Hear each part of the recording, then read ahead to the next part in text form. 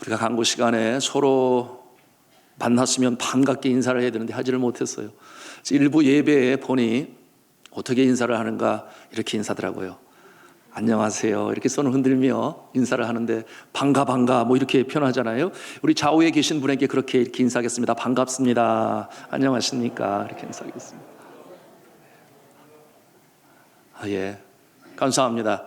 또한 온라인 예배를 통해서 예배하시는 모든 분들에게도 이 시간 함께 하나님의 은혜와 축복이 함께 하시기를 기도합니다. 저희가 이제 로마서 15장에 달았습니다. 이제 막바지가 보여요. 전체가 16장으로 이루어진 이 로마서는 예수 그리스도의 종 사도 바울이 로마에 세워진 교회 성도들에게 편지로 보낸 것이 바로 이 로마서입니다. 주제는 크게 두 가지로 우리에게 말씀하고 있으니 1장부터 시작해서 11장까지는 구원에 관한 주제를 다루었습니다. 첫째, 어떻게 구원을 받는가 그와 같은 내용을 가지고 말씀으로 전했어요. 어떻게 구원을 받습니까? 예, 하나님의 은혜로. 우리 한번 한 음성으로 따라서 했으면 좋겠습니다. 하나님의 은혜로 말미암아 예수를 구세주로 믿고 내 삶의 주인으로 영접하여 우리가 구원을 받습니다. 믿으시면 아멘 하시기 바랍니다. 하나님의 은혜로 말미암아 우리가 예수 그리스도를 구세주로 믿고 내 삶의 주인으로 영접함으로 말미암아 우리에게 구원이 임합니다. 그런가 하면 두 번째 주제는 12장부터 이제 14장까지 로마서의 주제를 우리에게 전하고 있는데요. 그러면 그렇게 구원받은 백성은 어떠한 모습으로 살아가야 하는가? 그것이 주제였습니다. 먼저는 믿는 자와 믿는 자의 관계는 어떻게 이루어져 가야 할 것인가? 그런가 하면은 믿음이 강한 자의 모습으로 믿음이 연약한 자의 모습과는 어떠한 관계를 이루어 나갈 것인가? 그런가 하면은 믿음 있는 자의 모습으로 믿음 없는 자와는 또 어떻게 관계를 이루며 살아갈 것인가? 나아가서 하나님으로부터 부여받은 권세를 가지고 있는 권세 잡은 자들, 국가, 정부, 위정자들과는 또 어떠한 관계로 우리 믿음의 사람들이 살아가야 할 것인가? 이와 같은 내용들이 이제 12장으로부터 14장까지 우리에게 소개해 주고 있습니다. 아주 꼼꼼하고 자상하게 말씀해 주었어요. 그리고 이제 15장에서 이 로마서의 대단원의 결말을 우리에게 제시합니다. 여러분, 그 주제가 이러합니다. 구원받은 백성답게 살아가는 그 이유가 무엇인가? 때로는 이와 같은 모습, 왜 꼭 그렇게 살아가야 되는가? 왜 그렇습니까? 구별된 모습으로 살아요. 경건의 모습으로 살지 않으면 아니 돼요. 때로는 손해보는 것 같은 그와 같은 모습이 있을 때도 있어요. 왜 이렇게 살아야 되는가? 믿음의 사람들이 꼭 이렇게 살아야만 하는가? 그와 같은 내용에 대해서 이제 마지막 결말을 우리에게 제공하고 있습니다. 그 궁극적인 목표가 뭐냐 그런 말이죠. 궁금하지 않습니까? 이 내용이 너무나 중요합니다. 소중합니다. 로마서의 결론인 것이에요. 자, 성도 여러분, 우리가 아는 바 각 나라에는 그 나라가 지향하는 목표가 있습니다. 어디에 명시되어 있나요? 국가 헌법에 그것이 명시되어 있습니다. 예를 들어서 우리 대한민국 헌법의 제1조 1항은 무엇입니까? 대한민국은 민주공화국이다. 그렇게 천명을 합니다. 그런가 하면은 1조 2항은 무엇이겠습니까? 대한민국의 주권은 국민에게 있고 모든 권력은 국민으로부터 나온다. 그렇게 명시하고 있습니다. 그렇다면 이 지구상에 살고 있는 모든 사람들, 모든 나라, 오늘 성경에는 열방이라는 그런 표현을 쓰는데요. 이 세상에 사는 모든 나라 백성들이 가지고 있는 세계의 헌법이 있을까요? 세계의 헌법은 없어요. 세계를 아우르는 헌법은 없습니다. 물론 세계 헌법 연구소나 세계 헌법 재판소는 있어요. 그러나 세계를 아우르는 온 나라 민족 백성을 아우르는 그런 헌법은 없습니다. 그런데 오늘 말씀에는 있다고 하는 것이에요. 어디에? 성경 말씀에. 사도 바울은 오늘 15장을 통해서 이 땅에 예수 믿는 사람들이 어떠한 모습으로 살아가야 되는지 아주 분명히 우리에게 명료하게 제시하고 있습니다. 그 헌법의 내용이 이러합니다. 첫째는 우리 같이 한번 한 음성으로 했으면 좋겠습니다. 오직 예수만이 세상의 소망이다. 믿습니까? 오직 예수만이 세상의 소망이 되십니다. 그런가 하면 두 번째로 또 같이 한 음성으로 하겠습니다.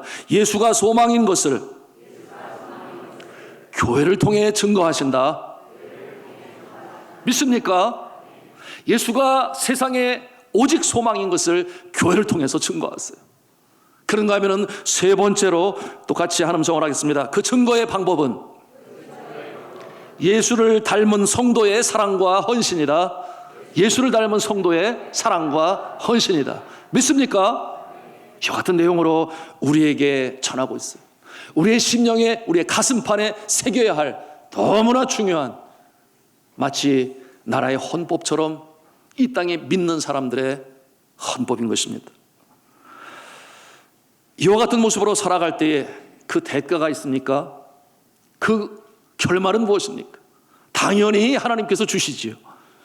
뜻이 하늘에서 이룬 것 같이 이 땅에서도 온전히 이루어지는 역사가 그 결론으로 또한 대가로 주어지는 것입니다. 하나님의 나라, 하나님의 통치, 하나님의 뜻이 이 땅에 이루어져요. 여기에 쓰임받는 우리는 이 세상에 살아가는 동안은 주님의 은혜, 주님의 사랑 안에 거하는 것이요. 이 땅을 떠나 저 천국에 갈 때는 주님의 나라 천국에 영생복락의 축복의 역사가 있는 줄로 믿으시기를 바랍니다. 그러면 먼저 예수가 세상의 소망인 것을 우리가 말씀을 통해서 살펴보기 원합니다. 여러분, 오늘 본문 말씀 10절, 11절, 12절 세 절을 함께 한 음성으로 읽겠습니다. 시작. 또 이르되 열방들아 주의 백성과 함께 즐거워하라 하였으며 또 모든 열방들아 주를 찬양하며 모든 백성들아 그를 찬송하라 하였으며 또 이사야가 이르되 이새의 뿌리 곧 열방을 다스리기 위하여 일어나시는 이가 있으리니 열방이 그에게 소망을 두리라 하였느니라. 아멘. 네 번이나 반복되어지는 단어가 있어요. 뭐겠습니까? 열방이라는 말을 사용해요. 열방.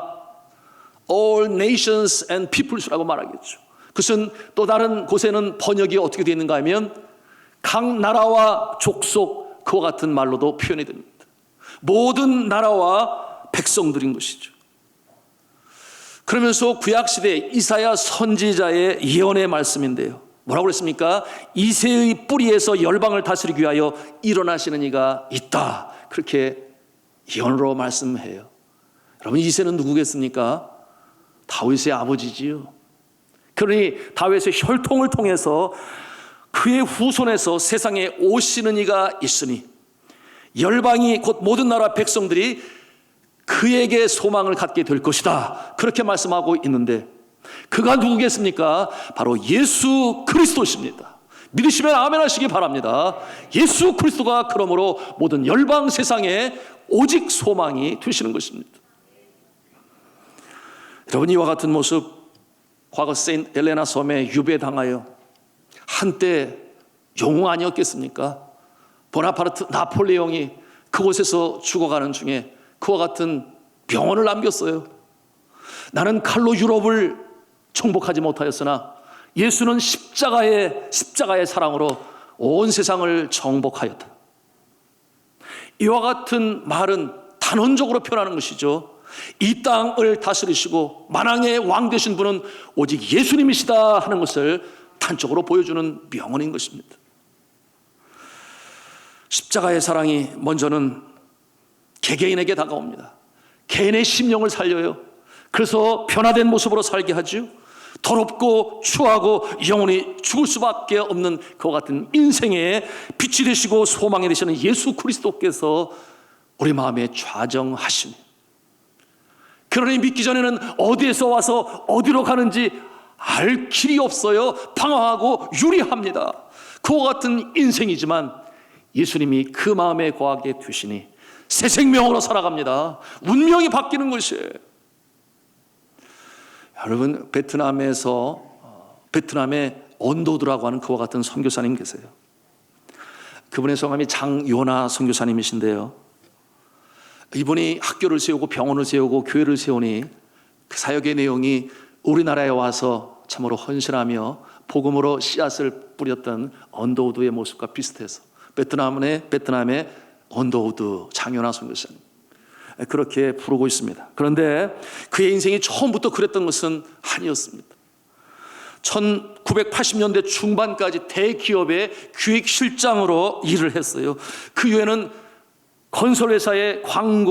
건설회사와 광고회사를 경영하게 되었는데 어느 날 갑자기 질병이 찾아와서 그만 쓰러지게 되었습니다. 몸이 굳어진 그는 장장 10개월 동안이나 식물인간으로 평상에 누워 있어야만 했습니다. 그러니 얼마나 가족들이 놀랐겠어요. 그러던 어느 날 기적적으로 깨어나 일어나게 되었습니다. 깨어나기 바로 직전 그의 입술에서는 제일 먼저 나온 단어가 하나님이었습니다. 하나님. 그러면서 그의 마음에는 기도가 되어졌는데 이런 내용이었습니다. 하나님, 잘못했습니다. 저를 용서해 주세요. 제가 벌레만도 못한 존재라는 것을 깨닫게 되었습니다. 어리석고 타락한 저를 용서해 주세요. 이와 같은 기도의 내용으로 마음으로 기도했다 그랬어요. 그의 뇌리에는 허랑방탕으로 살았던 지난 세월들이 파노라마처럼 그렇게 펼쳐졌다 했습니다. 44년의 인생 살아오는 동안에 그저 돈에만 충성하며 살아온 자신의 모습이 보였다고 그랬어요. 저가 회개하였습니다. 하나님, 살려주세요. 저를 다시 살려주세요. 병신이 되어도 좋습니다. 한 번만 살려주시면 제가 손발이 닳도록 하나님께 충성하겠습니다. 그와 같은 기도를 마치자마자 천지를 삼킬 듯한 그와 같은 소리가 들렸다고 그랬어요. 내가 너를 소유하리라. 이제 내 서원을 갚아라. 그와 같은 음성이 들려왔는데 누가 있겠어요? 하나님의 음성을 저가 들었습니다. 그때의 그 음성을 듣고 예, 제가 하나님의 종이 되겠습니다. 그렇게 답을 했는데 그 소리가 자기의 귀에 들려왔다고 그랬어요. 그게 뭐예요? 의식이 깨어난 거죠. 그러니 자신이 말하고 자신의 귀로 듣게 되었던 것입니다. 그래서 그 이름이 요나가 되었다 그랬어요.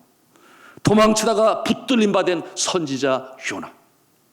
니느웨에 가서 회개를 선포하라 그랬는데 저가 다시스로 반대 방향으로 도망가지 않습니까? 왜? 자신의 마음에 들지 않는다고. 그 일은 내가 할 일이 아니라고 그렇게 여겼어요. 그런데 저가 그와 같은 일 전에는 헛집사의 모습으로 요나는 알았는데 다시스가 어딘지 니느웨가 어딘지 몰랐다 그랬어요. 하나님의 말씀이 그의 심령에 들리니 바짝 말랐었던 그의 혈관에 피가 돌기 시작하고 근육이 풀리면서 몸이 움직여지기 시작했다 그랬습니다. 마치 감전된 사람처럼 온몸이 찌릿찌릿하고 혈관이 따끔따끔했다고 그랬는데요. 처음에는 이 손가락과 발가락이 그 끝이 제멋대로 막 움직이는 그와 같은 경험을 가졌다 그랬어요. 그런데 말씀으로 새롭게 채워지면서 이 육체에는 성령의 피로 채워진 새로운 부대가 되었다, 그렇게 간증을 했습니다. 44년 만에 새 생명을 부여받은 그와 같은 날이라 그랬어요. 그러므로서 하나님이 그의 심령에 함께 하시니 놀라운 역사가 나타나는데 베트남 선교사역 35년이 세월이 흘러가는 가운데 지금까지 270여 개의 교회가 세워지게 되었고, 물론 신학생들을 통해서 그와 같은, 그런가 하면 16개의 병원이 세워지고, 그런가 하면 2개의 초등학교를 건축했다 했습니다. 비라카미 신학교를 통해서 매년 60여 명의 현진 사역자들을 배출하게 되었다 그랬습니다.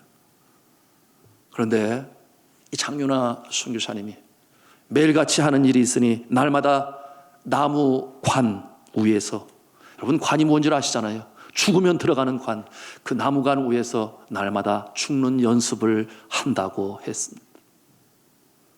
내가 이제 살아도 주를 위한 것이요 죽어도 주를 위한 것이니 주님 앞에 쓰임받는 인생이 너무나 감사하다, 그와 같은 마음으로 그와 같은 모습으로 하루하루 살아가는 것 아니겠습니까? 사랑하는 성도 여러분, 예수 그리스도의 십자가의 사랑이 개인의 심령에 역사하시니 이처럼 믿는 자들의 믿는 자들의 모임으로 확대되어져 나가게 되는데, 이 모습이 바로 교회인 것입니다. 공동체의 모습으로 발전해 나가요. 그러니 누구든지 두세 사람이 모인 곳에는 나도 그들 중에 함께 있느니라, 바로 교회의 모습 아니겠습니까? 이와 같은 모습을 통해서 믿음의 공동체, 예배의 공동체, 사랑의 공동체, 선교의 공동체, 이 교회를 통해서 하나님께서는 예수로만이 이 세상에 소망이 되신다는 것을 증거하시는 것입니다. 그러니 교회의 역할이 또 얼마나 중요합니까? 자, 이와 같은 모습, 예수 그리스도께서 이 교회를 통하여, 피로 값주고 사신 교회를 통하여 병든 세상을 치유하시는 것입니다. 오늘 이와 같은 내용이 성경 본문 말씀 가운데 나타나 있어요. 우리 5절과 6절 말씀을 같이 또 읽도록 하겠습니다. 시작. 이제 인내와 위로의 하나님이 너희로 그리스도 예수를 본받아 서로 뜻이 같게 하여 주사 한 마음과 한 입으로 하나님 곧 우리 주 예수 그리스도의 아버지께 영광을 돌리게 하려 하노라. 아멘. 자, 여기에 말씀해 보니 뭐라고 그랬어요? 서로 뜻이 같게 하여 주사. 혼자 신앙생활하는 게 아니지 않습니까? 서로 뜻이 같게 하여 주사. 그런가 하면 또 뭐라고 말씀하고 있습니까? 한 마음과 한 입으로 하나님 곧 우리 주 예수 그리스도의 아버지께 영광을 돌리게 하려 하노라. 여러분, 지난 시간에도 나누었습니다. 공예배가 무엇인가? 약속의 장소에 함께 예수 이름으로 모이는 거 중요하고, 그 다음에는 함께 모여 떡을 떼는 성도의 교제가 있어야 되는데, 이와 같은 모습이 진정한 교회의 모습이 되고, 또한 이와 같은 모습이 예수가 세상의 소망이 됨을 증거하는 사랑의 공동체, 믿음의 공동체인 줄로 믿으시기를 바랍니다. 이 교회로 말미암아 우리 민족이 구원을 얻었어요.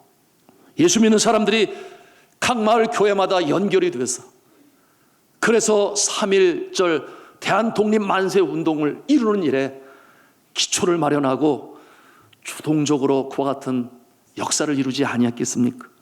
그런가 하면은 8.15 해방은 또 어떻게 이루어집니까?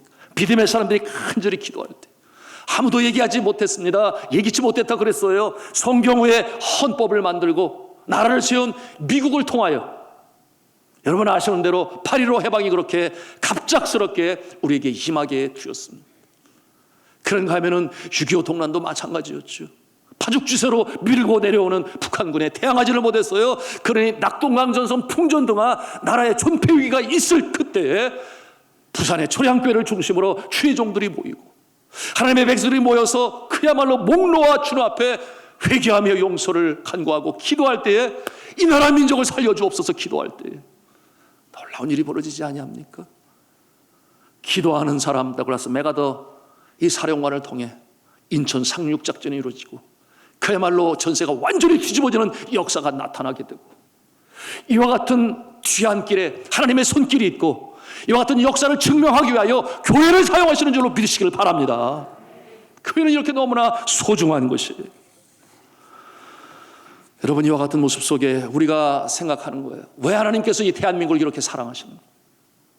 그 어려운 때마다 왜 하나님께서는 이렇게 다시금 회생시켜 주시고, 여러분 불과 한 세기밖에 안 됐어요. 100년밖에 되지 않았는데 경제적으로 하나님께서 복을 주시니 한가지 기적을 만드시고 이제는 세계 열강과 어깨를 겨루는 그와 같은 모습이 되었어요.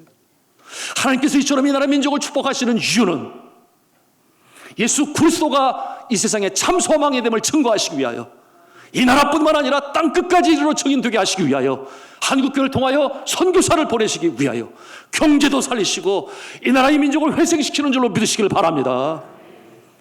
그러니 땅끝까지 이르러 증인되는 일에 한국교회를 사용하시잖아요. 여러분이 단일 국가, 이 작은 나라가 놀랍습니다. 2019년 KWMA를 통해 발표했어요. 171개 국가에 28,000여 명의 선교사를 파송하는 나라가 되어 단일 국가로 세계 랭킹 2위에 랭크되어지는 그와 같은 대한민국. 너무나 감사하죠. 너무나 놀랍죠.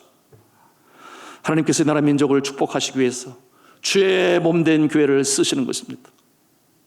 제가 네팔에서 사역을 감당할 때 처음에 그런 모습 없었어요. 한 해가 가고 두 해가 가고 세 해가 가고 선교사들이 열심히 한국교회의 지원을 받아 어려운 자도, 또한 고아원도, 또한 저렴한 학비로 학교를 세우고 그와 같은 모습으로 그 나라 섬겼는데 어느 해부터 한국 해외협력봉사단이라고 여러분 들어보셨나요? 코이카라고 하는 이 단체가 정부의 파견을 받아서 그래서 이제 네팔 얼마나 가난한 나라예요? 아시아 최빈국의 한 나라인데요. 의료로, 전기로, 농업으로 뭐 다양한 영역에 그렇게 지원을 하니 어떻게 그런 일이 일어날 수 있겠습니까? 다른 나라로부터 원조를 받고 있는 나라가 이제는 다른 어려운 나라를 돕고 있는 그 모습이 되었으니 얼마나 감사한지 몰랐어요. 제가 나올 때에 그 숫자가 45명 정도에 육박하게 되었으니 많은 사람이 나와서 네팔뿐이겠습니까? 온 세계. 그래서 그 모습을 바라보면서 네팔 사람들이 너무 좋아하는 거예요. 코리안 드림을 꿈꾸기 시작했습니다. 그러니 그와 같은 모습으로 인해서 그야말로 여러분이 카트만두가 북한의 평양과 자매결연 도시예요. 그러니 제가 출입하는 왕립대학 네팔어과에 가서 네팔 언어를 공부하는데 거기 진열장에 북한 책들이 왜 그렇게 많이 꽂혀 있는지 몰라요. 그때 한국 책은 관광 가이드밖에 없었어요.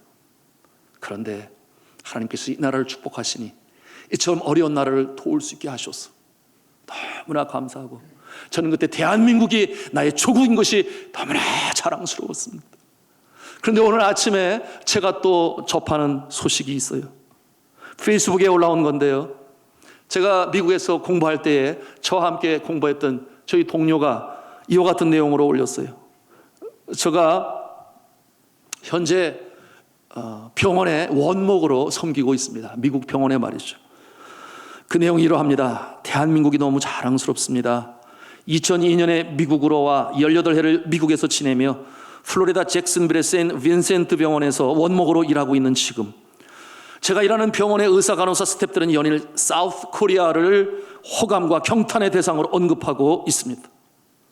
어제 한 간호사는 저와 함께 동료들과 이야기를 나누던 중 잭슨빌 지역에 발생한 이 코로나 확진자 이야기를 꺼내었습니다. 그녀는 상황의 심각성과 부족한 준비 상황을 이야기하다가 한국의 최첨단 진단과 치료 상황을 소개하면서 I wanna go to South Korea 이렇게 말을 했다고 하는 거예요.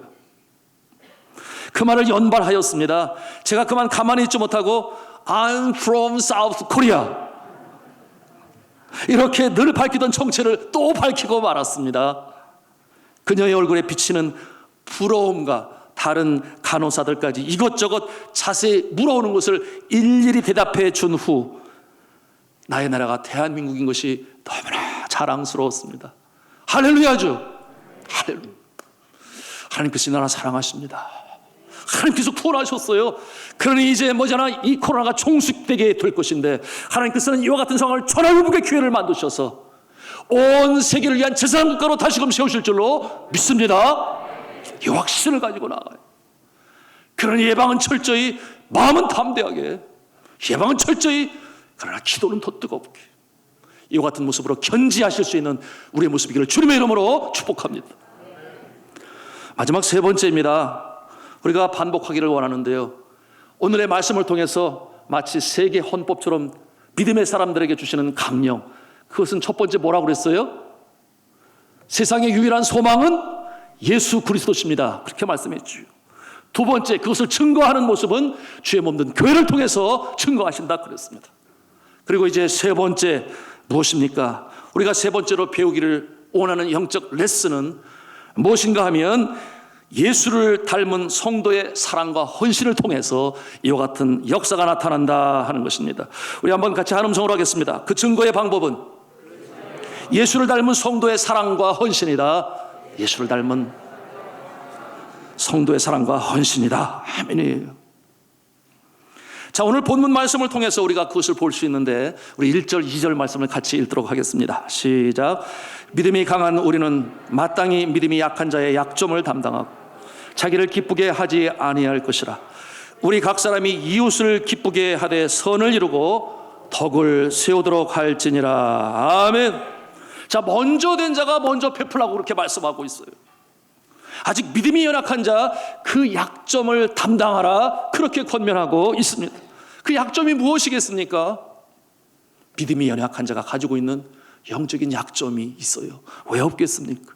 그 특징이 있으니 처음 신앙생활 시작하시는 모습은 신앙의 목표가 언제나 자신의 울타리를 벗어나지를 못해요. 자기 중심적인 신앙 가운데 있는 것입니다. 그와 같은 모습은 기도의 주 내용을 살펴보면 금방 알 수 있어요. 나의 건강, 나의 구원, 나의 이웃, 나의 이웃은 아니고 나의 직업, 나의 학업, 나의 미래, 나의 자녀, 나의 노후, 기도의 제목이 날아가는 울타리를 벗어나지 못한 채 그것이 늘 끌어안고 궁구는 기도의 제목들. 그러나 그와 같은 모습이 나의 이웃을 끌어안고 나의 구역원, 나의 교회, 한국교회, 그런가 하면 전도와 선교, 나라와 민족, 이 땅에 하나님의 나라, 그 공의가 이루어지기를 원하는 기도는 하기는 해요. 그런데 아주 가끔 하는 그와 같은 모습이 바로 여전히 믿음이 연약한 자의 모습인 것을 우리가 그 기도의 내용을 보면서 금방 알 수 있습니다. 그러나 한편으로 보면 당연하지 않습니까? 이제 신앙생활 시작했어요. 예수 믿는 목적이 무엇입니까? 복받기 위해서 예수 믿어요. 그리고 그 복은 일단 가까이 눈에 보이는 그와 같은 모습이 복이다, 그렇게 생각을 하는 거지. 그러니 그것이 아직 믿음이 연약한 신앙의 단계요. 아직은 몰라요. 무엇을 모릅니까? 주는 자가 복되다는 사실을 몰라요. 그런가 하면은 섬기는 자가 하는 나라의 큰 자가 된다는 사실을 아직 깨닫지를 못해요. 그런가 하면 봉사의 기쁨과 뿌리는 대로 거둔다고 하는, 때로는 손해보는 것 같아요. 눈물로 씨를 뿌리는데, 그런데 기쁨의 단을 가지고 돌아오는 이와 같은 것을 경험으로 깨닫지 못하니 그와 같은 상태에 있어요. 우리가 그와 같은 모습을 보면서 행여나 비판하지 말라고 오늘 말씀하고 있어요. 저들을 끌어안으라, 그들의 약점을 내가 아느라, 그렇게 말씀하고 있습니다. 여러분, 이와 같은 모습을 보니 그들을 받으라, 그렇게 말씀하세요. 여러분, 7절 말씀을 또 같이 읽도록 하겠습니다. 7절입니다. 시작. 그러므로 그리스도께서 우리를 받아 하나님께 영광을 돌리심과 같이 너희도 서로 받으라 말씀하고 있어요. 받으라, 이게 무슨 말씀이에요? 예수 그리스도께서 우리를 용서하실 때에 하나님께서 우리를 받으신 것처럼, 우리가 아직 죄인 되었을 그때에 그리스도께서 우리를 위하여 죽으심으로 하나님께서 우리에 대한 자신의 사랑을 확증하셨느니라. 이와 같은 모습처럼, 무슨 말씀입니까? 우리가 신앙생활 시작할 때에 과거의 올챙이적의 모습을 잊어버리지 말아라, 그런 말씀 아니겠어요? 우리가 처음부터 신앙적으로 든든히 선 자가 과연 몇 사람이나 있겠습니까? 그러니 그 어릴 때의 모습을 바라보면서 이제 신앙으로 출발하는, 그리고 여전히 자신의 울타리를 넘어가지 못하는 그와 같은 모습을 볼 때에 인내하고 받아주고 격려하고 위로하고 이와 같은 모습 가지라고 하는 것입니다. 여러분, 이 일이 쉽지가 않아요. 때로는 이와 같은 모습 부담스럽습니다. 믿음의 사람도 때로는 손해보는 것 같아서 힘들어요. 그럴 때에 아무리 사랑으로 섬겨도 돌아서지 아니하고 오히려 질시하고 귀찮다고 그렇게 여기는 그 모습을 보면은 여러분은 어떠세요? 화 안 나세요? 여러분, 저는 그와 같은 모습을 보면 화가 나요. 그래서 더 열심히 기도해요. 누가 이기나 두고 보자. 그러면서 주님 앞에 더 간절히 간구하는데요. 사랑하는 성도 여러분, 이와 같은 모습 우리가 왜 안 갖겠습니까? 특별히 어려운 때에는 더 그렇지요. 여러분, 이와 같은 모습, 우리 3절 말씀을 보면서 사도 바울은 어떻게 권면하는지 보도록 하겠습니다. 우리 3절 말씀을 같이 읽겠습니다. 시작. 그리스도께서도 자기를 기쁘게 하지 아니하셨나니 기록된 바 주를 비방하는 자들의 비방이 내게 미쳤나이다 함과 같으니라. 아멘. 때로 아픔이 있을 수 있다 그 말이죠. 비방이 임하였다 그랬어요. 우리의 모습이라고 그렇지 않겠습니까? 그럼에도 불구하고 예수를 쫓음으로, 예수를 닮음으로 우리가 사랑과 헌신으로 나갈 때 하나님께서 열매로 결국 허락하신다, 그와 같은 내용의 말씀인 거죠. 사랑하는 성도 여러분, 우리가 예수님의 제자입니다. 예수님께서는 말씀하셨습니다. 누구든지 나를 따라오려거든 자기를 부인하고 자기 십자가를 지고 나를 쫓을 것인지를. 그러나 그와 같은 모습은 종래의 어떤 모습이에요? 그런 말이 있지 않습니까? No cross, no crown. 그와 같은 길은 마지막으로 십자가에 달리는 극악무도한 사형수만 달리는 그와 같은 모습, 최고의 비방의 자리에 예수님이 십자가에 달리셨으나 그러나 마침내 사망에 쏘는 것을 이기시고 부활하신 예수 그리스도, 그 영광의 역사를 우리가 예수 그리스도의 삶을 통해서 발견한다면 우리가 때때로 힘들고 어려워요. 그와 같은 모습으로 인하여 의기소침할 때 있어요. 그러나 하나님께서는 그와 같은 모습을 보시고 위로하시고 하나님께서 우리의 삶을 축복의 일로 인도하시는 줄로 믿으시길 바랍니다. 이 같은 내용이 오늘 말씀을 통해서 우리에게 보여주고 있어요. 누가 위로해 주시는가 하는 내용, 4절 5절 말씀을 또 같이 읽도록 하겠습니다. 4절 5절입니다. 시작. 무엇이든지 전에 기록된 바는 우리의 교훈을 위하여 기록된 것이니 우리로 하여금 인내로 또는 성경의 위로로 소망을 가지게 함이니라. 이제 인내와 위로의 하나님이 너희로 그리스도 예수를 본받아 서로 뜻이 같게 하여 주사. 아멘. 우리가 사랑으로 헌신할 때에 누가 위로해 주신다 그랬어요? 하나님께서 위로해 주신다 그랬어요. 이와 같은 위로는 세상에 어떤 사람이 위로하는 것하고는 게임이 안 돼요. 하늘과 땅이에요. 하나님이 우리의 심령을 위로해 주실 때 어떤 역사가 나타납니까? 더 헌신하고 싶어요. 더 드리고 싶어요.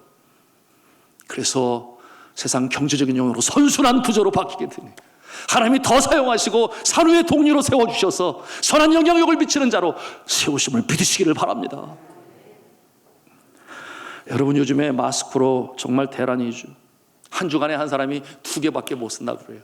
그래서 제가 지난 월요일에 오후에요. 제가 나도 마스크를 사볼까 그래서 나가봤어요. 힘도 없어요. 이렇게 운동도 할 겸 더는데 가는 약국마다 다 이미 끝났다고 다 써 있어요. 어느 곳에는 어린아이 거는 있다고 이렇게 써놨더라고요. 그와 같은 상황이 있어서 제 마음에 무슨 생각이 들었는가? 사람들이 마스크를 사기가 너무 어렵겠구나. 이렇게 일찍 끝나고 나면 또 언제 한 주간을 또 기다려야 되는데 뭐 이런 생각이 들게 되었어요. 그런가 하면은 제 딸이 중국에 있으니 그와 같은 모습은 이렇게 신고를 하고 그러면 정부로부터 이 마스크를 받을 수 있대요. 하여튼 그와 같은 특혜를 받게 되는데 제가 여러 가지 생각을 하다가 마스크를 사지도 않고 또 그와 같은 특혜를 신청하지 않기로 그렇게 마음먹었어요. 기도하면서 그렇게 결정했습니다. 왜 그런가 하면 내가 사지 않으면 누군가 다른 사람이 대신 살 수 있겠지. 뭐 그와 같은 마음이었어요. 그리고 내가 그거 신청하지 않아서 받지 않으면 누군가 다른 사람이 더 많이 가져갈 수 있겠지. 뭐 이것은 아주 작은 일입니다만은 기도하면서 그렇게 생각하고 그러는 가운데 지내고 있습니다. 그러면서 대신 우리 성도님 중에 한 분이 주셨잖아요. 스프레이, 이 마스크 소독용 스프레이. 근데 그게 냄새도 없어지고 그 안에 있는 뭐 바이러스도 세균도 99%를 다 죽인대요. 너무나 감사하잖아요. 그래서 제가 그거를 가지고 마스크 집에 4개인가 5개 있는데 다 소독을 해놓은 다음에 순번제로 하루에 하나씩 이렇게 교대로 쓰고 있습니다. 그러는 가운데 가고 있는데요. 여러분, 하나님께서는 참 다양한 방법으로 위로하고 격려를 주세요. 그와 같은 가운데 한 권사님이 연세가 많으신 분이신데 아마 보건소나 이 구청에서 이렇게 마스크를 주나 봐요. 그걸 차곡차곡 다 모아놓았다가, 왜냐하면 밖에를 안 나가시니까. 그래서 그걸 한꺼번에 다 주신 거예요. 감사하죠. 그래서 그것을 가지고 우리 교육자들과 함께 나누고 더 사용하게 됐는데 오늘 아침에도 또 한 권사님이 또 보내주셨어요. 너무 감사하지요. 여러분 중에 혹시 나 마스크 정말 필요해 이런 분 선착순 들어오시기 바랍니다. 제가 기꺼이 나누어 드리겠습니다. 그런가 하면 여러분, 요즘에 우리 교회가 참 초상을 많이 치러요. 불과 한 달 사이에 6번 초상이 있었는데 여러분 잘 모르시는 그와 같은 분도 있어요. 우리 교회 성도님 중에는 우리 한 분이죠. 신영숙 권사님 소천하시고, 다른 분들은 대부분 우리 성도님들의 모친이나 부친 되세요. 그런가 하면 또 우리 청년의 할머니 되신 분이 그렇게 돌아가셨습니다. 여러분, 그와 같은 곳에 가서 장례 예배를 치를 때 그래도 이 어려운 때에, 참 어려운 때 아닙니까? 그 사랑하는 가족을 먼저 보낸다고 하는 것이 보통 힘든 일이 아니잖아요. 너무나 마음이 아프잖아요. 그런데 문상으로 오는 사람들도 별로 없어요. 그곳에 가서 그나마 위로받는 것은 무엇인가? 소천하신 분들이 하나같이 주님을 잘 섬기다가 가시는 분들이었어요. 그것이 너무나 감사했어요. 그러니 권사님으로, 그런가 하면 장로님으로 그렇게 섬기시다 가셨으니 하늘나라에서 하나님께서 이제는 그 품에 안으시고 잘했다 충성된 종아 천국 잔치에 참여할지어다 그렇게 안아주시지 않겠습니까? 선한 싸움 다 싸우고 달려갈 길을 다 마치고 이제는 주님의 품에 안기니 의의 면류관 생명의 면류관을 쓰여주시지 않겠습니까? 그것이 큰 위로요. 그것이 위로의 방법입니다. 그런데 그럼에도 불구하고 그 가족들은 위로를 받아야 되겠지요. 위로를 받아야 되겠지요.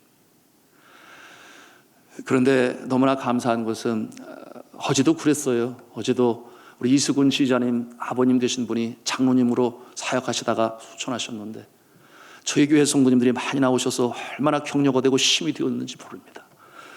세어보니 25분이 참석했어요. 많이 온 거지요. 그와 같은 모습을 보면서 그 유가족들이 눈물이 그렁그렁하고 그러면서 감사하는 마음을 문자로도 보내오시고 여러분 코로나19가 마땅히 해야 될 우리의 본분들까지도 다 멈추게 만들고 말았습니다. 이와 같은 상황 가운데 물론 오실 만한 형편이 못 돼서 연로하신 분들 그런 분들은 못 오시는 것이 오히려 헌신이죠. 왜 마음은 거기가 있는데 못 오시니까. 그러나 안 오시니 오히려 그들을 위한 그 모습이기도 해요. 그럼에도 불구하고 전화라도 해서 정말 치유라는 마음으로 얼마나 힘드냐고 위로해주고 격려해주는 이와 같은 모습이 있을 때에 이 모습이 바로 그리스도인이여 믿는 자의 모습임을 우리가 알아야 되겠습니다. 우리의 본분을 잊어서는 아니 돼요. 여러분 이와 같은 장례식의 현장에 오늘날 한국교회가 많이 방황해요. 어느 곳은 가야 되느니 말아야 되느니.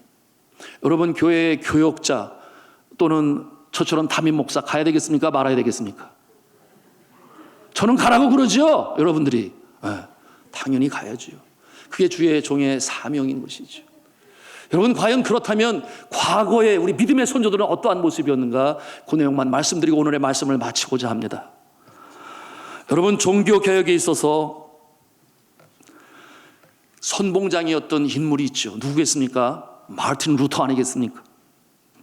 저가 유럽을 휩쓰는 흑사병이 모든 천역에 퍼지게 될 때 이와 같은 모습의 주의 종들이 하나님의 백성들이 적극적으로 맞서 싸울 것을 말했습니다. 루터는 말하기를 치명적인 전염병에 도피해야 하는가라고 하는 편지에서 소명을 받은 자는 전염병에 다가가라 그렇게 외쳤어요. 목회자는 죽음을 두려워 말고 병든 자를 위로하며 성례를 집행해야 하고 시장과 법관, 의사와 경찰은 자리를 지켜 도시 질서를 유지해야 한다고 강조했습니다. 일반 시민도 예외는 아니라 말씀하면서 부모라면 흔들림이 없는 그와 같은 모습으로 자녀를 돌보고 양육해야 될 것이라고 그렇게 강조했습니다. 이와 같은 모습이 오늘날 어떤 모습일까요? 여러분 오늘도 온라인으로 예배를 드리는 가정이 있을 것입니다. 얼마나 그 옆에 자녀들이 앉아 있는지 모르겠어요. 그 시대에 가정교육을 통해서 믿음이 자녀들에게 연결이 되었는데 오늘날 이 시대에 온라인 예배니까 알아서 그런 것 아니지 않습니까? 믿음의 사람들이 주일을 성수하며 예배하는 자의 모습으로 서야 되는데 특별히 우리의 자녀들 함께 예배자의 본분으로 설 수 있도록 우리 부모가 똑바로 서야 되겠습니다. 그러면서 오늘 얼마나 감사한지 몰라요. 오늘도 이렇게 우리 자녀들과 함께 나온 부모들 있잖아요. 잘하는 것입니다. 그런가 하면은 이 종교개혁의 양대 산맥 중에 또 한 산맥이 있으니 쯔빙글리라고 하는 그와 같은 분이 이 마르틴 루터와 더불어 아주 종교개혁의 헌신적인 모습으로 살았는데요. 저가 이와 같은 페스트 흑사병이 만연할 때에 스위스의 그의 사역지였습니다. 쥐리였는데 제가 그 당시에 다른 곳에서 요양을 하고 있었습니다. 그런데 흑사병이 돌기 시작하자 이쪽 교회는 즉시로 주리로 돌아가서 환자를 돌보기 시작했습니다. 그러다가 그만 흑사병에 감염되었어요. 그런데 극적으로 회복되었습니다. 하나님께서 살려주신 것이지요. 이때 병중에서 그가 쓴 찬송이 역병가라고 하는 찬송시가 있는데 거기에 이런 내용이 쓰여져 있습니다. 내 주여 뜻대로 행하시옵소서. 내가 살든지 죽든지 주의 뜻대로 행하시옵소서. 왜냐하면 저는 주의 그릇이기 때문에 그러합니다. 내가 사는 것도 주의 영광을 위한 것이요 내가 죽는 것도 주의 영광을 위한 것이니, 바로 사도 바울의 그와 같은 고백을 저가 그 역병 속에서 그 병중에 거하면서도 하나님께 찬송으로 올렸으니 하나님께서 살려주시지 않았겠습니까? 사랑하는 성도 여러분, 우리가 참으로 어려운 때를 가고 있습니다. 이제 팬데믹의 모습으로 세상으로 점점 더 확산이 퍼져가고 있어요. 이때 믿음 있는 자를 하나님께서는 찾으시고 계십니다. 이 상황에서 우리는 어떤 모습이 하는가? 우리가 한번 하나님으로 다시 우리의 마음을 다짐하기를 원합니다. 저를 따라서 외치겠습니다. 예방은 철저히, 마음은 담대하게. 예방은 철저히, 예배는 더 철저히. 예방은 철저히, 기도는 더 뜨겁게. 아멘입니다. 흔들림이 없이 우리에게 주어진 본분의 역할을 감당하며 이 어려운 때에 예수님이 소망이심을 세상에 보여주시기를 바랍니다. 그런가 하면 교회를 통해서 보여주시고 증거하시는 그 모습인데, 교회는 교회 모습대로 서고 일에 귀하게 쓰임받는 하나님의 자녀들, 예수를 쫓아 사랑과 헌신으로 섬기시는 모습이 있어서 주의 은혜를 체험하시고 하나님의 역사를 감당하시는 모든 성도들 다 되시기를 주님의 이름으로 축원합니다.